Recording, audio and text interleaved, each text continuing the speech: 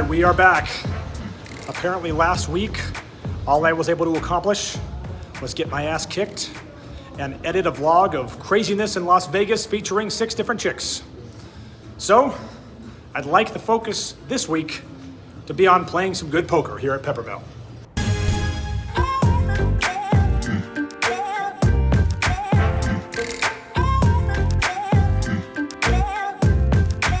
Preparations were underway for the start of the 3rd edition of the Peppermill Poker Palooza the following day on this Thursday morning at Peppermill.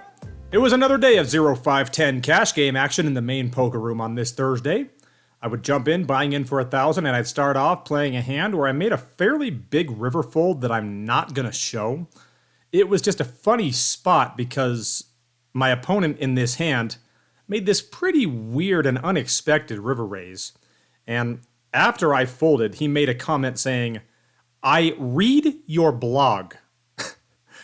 I know that you won't think anyone bluffs in that spot on the river."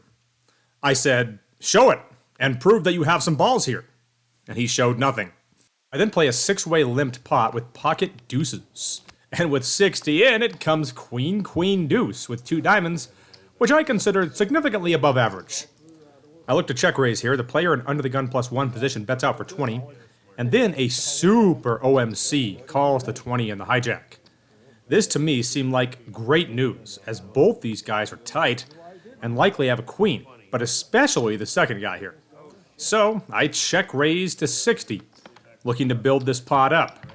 First player folds instantly, and to my disgust, so does the second player. Not sure what he'd play that way, but a spot I was counting on to be a payday ends up being simply a tiny win.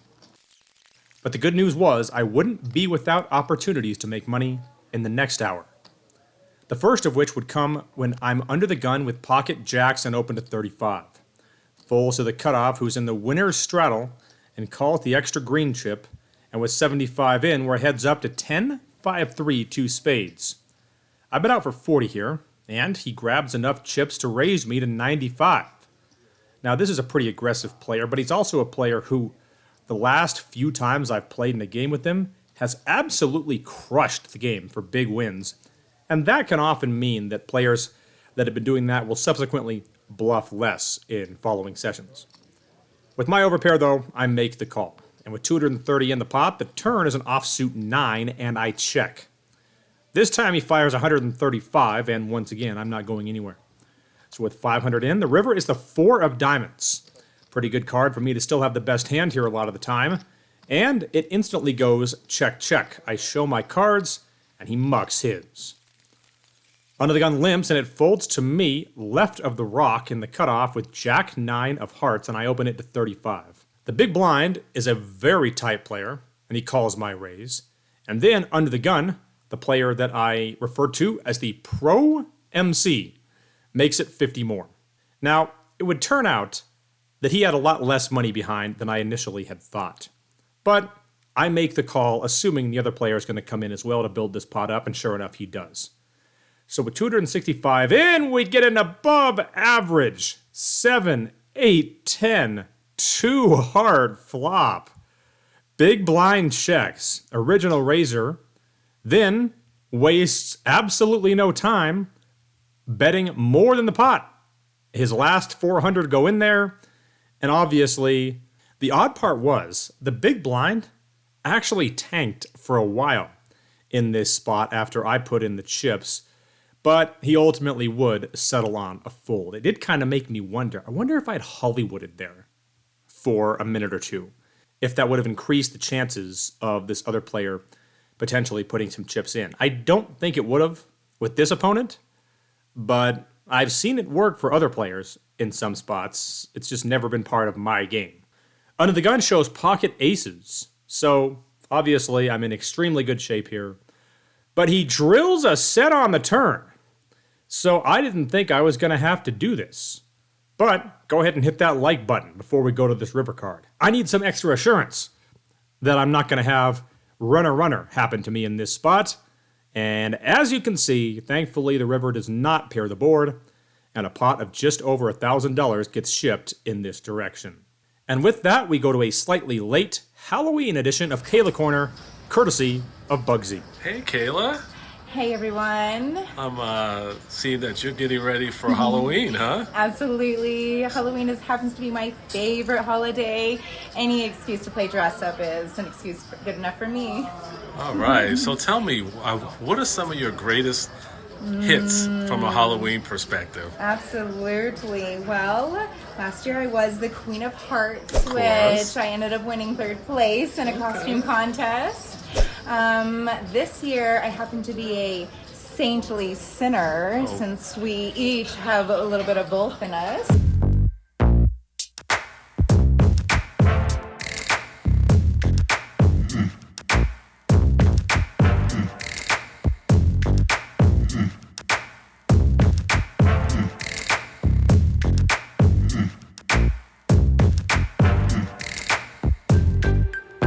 I then play a single raised pot with 8-6 of clubs in the big blind against 3 opponents. And with 120 in, it comes 8-5-3, 1 club. I check, expecting the original raiser in the cutoff to bet, but he doesn't. And the turn rolls off the 5 of clubs, giving me a flush draw to go along with top pair. I decide to wager in this spot, making it 50, and the cutoff is my only caller. So with 220 in, the river is the 9 of clubs, giving me the flush. Thinking that he wouldn't believe that I have anything here, I bet out for 100.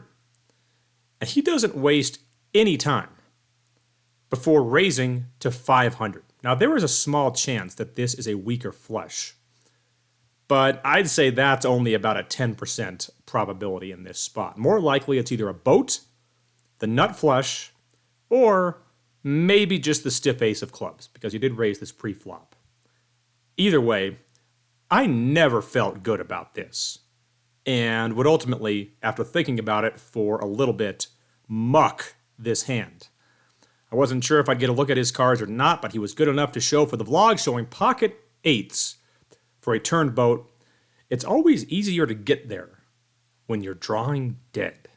I then made a large hand with ace-queen on queen-jack, 8-8 queen. But it's one of those spots, after I bet the river and got raised, despite having top boat, I still was pretty confident that I was either chopping or losing this pot. Thankfully, it was the former. Table change over to table 5, which is my preferred table to play on in the first place. I wish all the 5-10 games were always in the back portion of the room. I'd find many local favorites, including Wong, Steve H., and a man who is a slightly better soccer player than me, with my nemesis, his father Joe. Also, Sean K was in this game, and he got totally screwed out of his entire stack, with 4s full of deuces, getting called by pocket queens against a player who, honestly, I didn't think would make the call in that spot. He's a true grinder, and he just decided to get his entire stack in this spot with 1 pair. It was a $3,500 pot, and a queen hit the river. And I think everybody in that game felt bad for Sean in that spot. Mike Nelson then gave me one of these new coins that will be given out to winners of the PEPPERMILL Poker Palooza tournaments. They are 99.9% silver. Fittingly enough, Nevada is the silver state. He knows that I'm never actually going to win a tournament, so this is the only way that I'm ever going to get one, so now I have one in my possession. This is a mid-session update. I am going to shoot the next vlog in Vegas, but the real reason why I'm going down there is to watch this team. And you may or may not know this, but they are the defending champs. And that's the end of the update. I would 3-bet the aforementioned Brian, the former soccer star, with pocket queens. And after some thought, he would give up his king-jack, which would bring us to this next hand against his dad, who we call Crazy Joe. A man who absolutely owns me, albeit somewhat accidentally so. He limps in early position with the rock on his immediate left. Folds to me in the big blind with ace-8 of hearts, and I make it 40 against 2 hands I don't think are going to be very strong. But both end up calling. So with 120 in, the board comes out ace-7-9, 2 hearts, giving me top pair and the nut flush draw. I bet out for 40 to try to build this pot up, and Crazy Joe then tosses in 75 without saying anything. At PEPPERMILL, the rule is that is just a call. I understand it's different in other places, but in this casino, they rule that as a call if you don't say anything. Other player goes out, so with 200 in, the turn is an offsuit 6, giving me an open-ender. I check, and he just bets 50 here.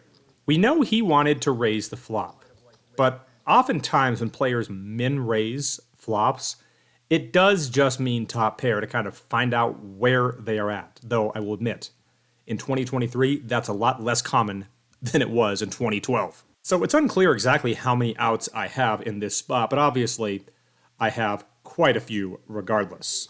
So I make the call, and with 300 in, the river was one of the cards I wasn't sure about. An offsuit 8, giving me aces up. I figured this was a pretty good bet fold spot, because if I happen to have him beat here, he's not going to value bet the river, but he will potentially call me with a decent amount of hands that I do have beat. So I make a wager of $65, and he then starts complaining that he thinks I have him beat. But he ends up tossing in the chips. I show my hand, and he shows pocket sevens for a flopped set. Once again, he gets the ideal run out against me, but for the first time, Brian decided to record it. That I don't care about. Hit that straight, Ben. You got it if you hit it. No. 2 pair. God damn it. Yeah, of course. It's just so typical. Aces, nut, flush, draw. I just make 2 pair. Worst possible time. He's got the set already. The guy owns me. I didn't like that flop. What's not to like? This is Brian. Oh, I thought you got the flop number 1. It could not be any better. This is just one of like 18 hands that's gone that exact same way in the last 2 months. What did I tell you? Joe Do is a not beast. play Not against mess with your father.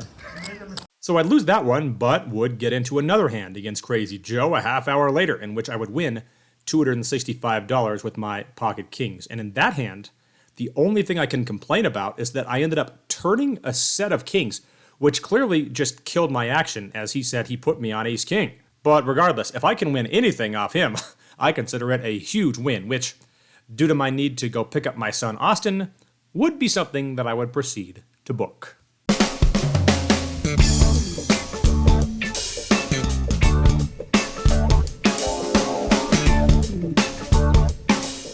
All right, wrapping up the session, it's actually pretty funny. The dominance that Crazy Joe has had over me over the last couple of months has happened more off vlog than on vlog, but now it's starting to trickle over to these videos, and I find it pretty hilarious.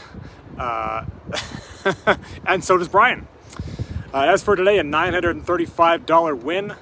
I'll certainly take that as I get set to head on down to Vegas for some poker and some hockey before heading back up here to shoot a vlog at the PEPPERMILL Poker Palooza.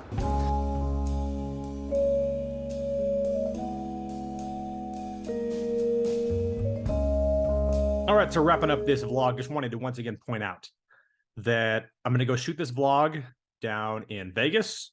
Going to hit up Golden Knights Kings on November 8th, thanks to Scott Bean for hooking me up with those tickets. And then I'm going to be back in Reno for a full day of poker on Friday, November 10th. And I'm just pointing that out because I want to walk around, basically find viewers of this vlog that are in town to play the events or to play the cash games, whatever it may be. And I want to get video of those of you who are here to put on this vlog.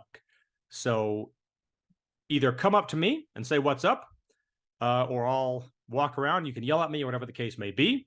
And I want to grab some video of those of you who are in town for this. Just if you say something to me, expect to subsequently see your face on this vlog in the weeks to follow. That'll wrap it up for us. Hit those like and subscribe buttons. It's great for the channel. And we'll see you next time from Vegas.